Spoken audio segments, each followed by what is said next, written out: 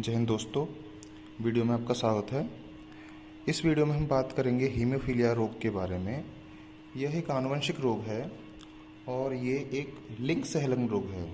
लिंग सहलग्न रोग का मतलब होता है इसका जो जीन होता है वो हमारे सेक्स क्रोमोसोम पर स्थित होता है। जो हमारे लिंग गुणसूत्र होते हैं यानी कि एक्स और वाई दोनों में से किसी एक पर इस रोग का जीन स्थित होता है। सामान्य रूप से एक्स गुणसूत्र पर ही इसका जो जीन होता है वो स्थित होता है। इस रोग में जब व्यक्ति को चोट लग जाती है तो उसका खून का बहना बंद नहीं होता है।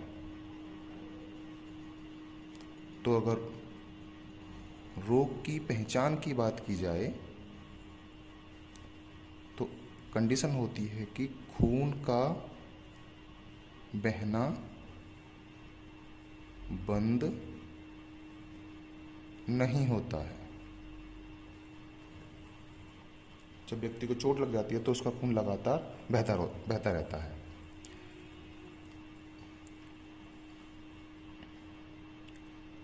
दूसरा पॉइंट, इस रोग का जीन एक्स गुणसूत्र पर स्थित होता है।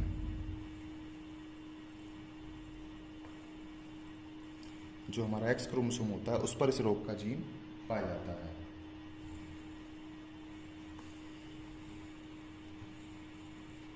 यह एक अप्रभावी लिंग सहलग्न रोग है। लिंग सहलग्न रोग इसलिए नाम दिया गया क्योंकि इसका जो जीन होता है वो हमारे लिंग गुणसूत्रों पर स्थित होता है। इसी वजह से इसको लिंग सहलग्न रोग भी कहते हैं।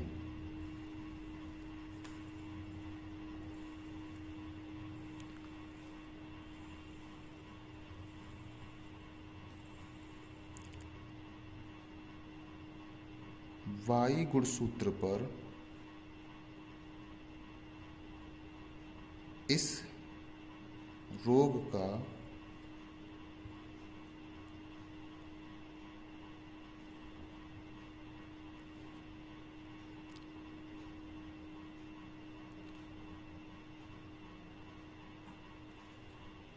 युग्म विकल्पी यानी कि एलील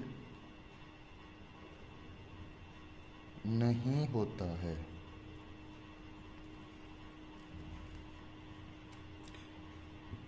जैसा कि अभी बताया आपको कि इसका जो जीन होता है वो एक्स गुणसूत्र पर स्थित होता है, लेकिन वाई गुणसूत्र पर इस जीन का, यहाँ रोग लिख दिया, इस जीन का कोई युग्म विकल्पी यानी कि एलील नहीं होता है। युग्म विकल्पी का मतलब होता है इसके साथ का जो जोड़ीदार लक्षण होता है। जैसे कि मेंडल साहब ने बताया था कि जो प्रत्येक लक्षण जो होता है उसके दो रूप होते हैं जो एक दूसरे के विपरीत होते हैं, जिनको हम युग्म विकल्पी बोलते हैं। तो वाई गुणसूत्र पर इस रोग का कोई एलील नहीं होता है। इसका मतलब ये होता है कि केवल पुरुषों के केस में अगर ये केवल एक एक्स गुणसूत्र पर ही इस रोग का जीन है तो वो पुरुष जो है इस रोग से पीड़ित हो जाएगा, जबकि महिलाओं के केस में जब तक दोनों गुणसूत्रों पर इसका जीन उपस्थित नहीं होगा वो महिला पीड़ित नहीं मानी जाएगी। अगर वो एक पर ही उपस्थित है तो वह इस रोग की वाहक होगी, और अगर दोनों एक्स गुणसूत्रों पर स्थित है तो वह इस रोग की पीड़ित होगी। इसको ऐसे समझ लेते हैं। तो हीमोफीलिया की वंशागति किस प्रकार से होती है? अगर मेल की बात की जाए, पुरुषों की बात की जाए, तो पुरुषों में क्रोमोसोम की स्थिति ये होती है और एक गुणसूत्र पर ही इस रोग का जीन स्थित होने पर वो पुरुष रोगी हो जाता है इस रोग से, यानी कि वो हीमोफिलिक हो जाता है। जबकि अगर फीमेल्स की बात की जाए तो उनकी गुणसूत्र स्थिति ये होती है, अगर एक पर है तो वो इस रोग की वाहक होगी यानी कि कैरियर होगी, और अगर दोनों पर है इस रोग का जीन तभी वो इस रोग से पीड़ित होगी, रोगी मानी जाएगी। तो ये दोनों कंडीशन हीमोफीलिया की होती हैं। पुरुष में एक ही एक्स क्रोमोसोम पर उसका जीन स्थित होने पर वो रोगी हो जाता है, हीमोफीलिया हो जाता है उसे। जबकि स्त्रियों में अगर एक क्रोमोसोम पर है इस रोग का जीन तो वो वाहक होगी, यानी कि वो पीड़ित नहीं होगी, लेकिन इस रोग के जीन को अगली पीढ़ी में देगी, यानी कि पुत्रों में जाएगा ये रोग उसके। और अगर उसके दोनों गुणसूत्रों पर इस रोग का जीन है तो वो रोगी हो जाएगी। अब इसमें कंडीशन देख लेते हैं कि क्या क्या कंडीशन हो सकती हैं। उदाहरण के लिए जैसे पहली कंडीशन है कि अगर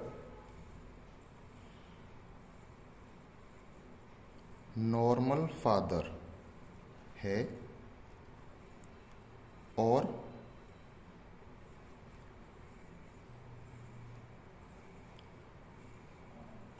कैरियर मदर है, तो अगर ये कंडीशन है तो इस जोड़ी के जो बच्चे पैदा होंगे उसमें इस रोग की वंशागति किस प्रकार से होगी। तो इससे कंडीशन निकाल सकते हैं हम। नॉर्मल फादर यानी कि कंडीशन हो जाएगी एक्स वाई, कैरियर मदर यानी कि किसी एक पर एक गुणसूत्र पर इसका जीन है तो ये हो जाएगा एक्स एक्स, और एक पर हम इसे दिखा सकते हैं। अब इसे रिजल्ट तैयार कर सकते हैं। एक तरफ मेल को दिखा देंगे यहाँ पर तो एक्स वाई, इधर फीमेल को दिखा देंगे इधर तो एक्स एक्स, और इस पर ही जीन दिखा दिया। अब इसको दिखा देते हैं तो एक्स एक्स, इसका इससे इसका यहाँ किया एक्स वाई, इसका यहाँ पर एक्स एक्स एच, इसका यहाँ से किया एक्स एच वाई। अब ये 4 कंडीशन निकली। अब देखते जाते हैं। ये जो कंडीशन है ये है नॉर्मल डॉटर, ये एक है 25% हो गया। दूसरी डॉटर जो है वो कैरियर डॉटर है, सी कैरियर डॉटर, ये भी 25%। सन की बात करें, ये जो है ये नॉर्मल सन है, तो नॉर्मल सन सामान्य पुत्र हो जाएंगे 25%। और यहाँ पर ये जो कंडीशन है ये, क्योंकि मेल में एक ही एक्स क्रोमोसोम होता है इसलिए एक क्रोमोसोम पर ही इसका जीन होने पर वो जो पुत्र है, जो लड़का है, वो रोगी हो जाएगा। तो इसको कहेंगे हीमोफिलिक सन, हीमोफिलिक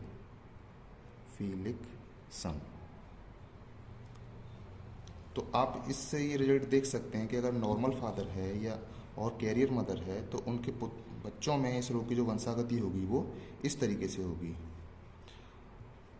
उम्मीद है आपको ये वीडियो पसंद आया होगा।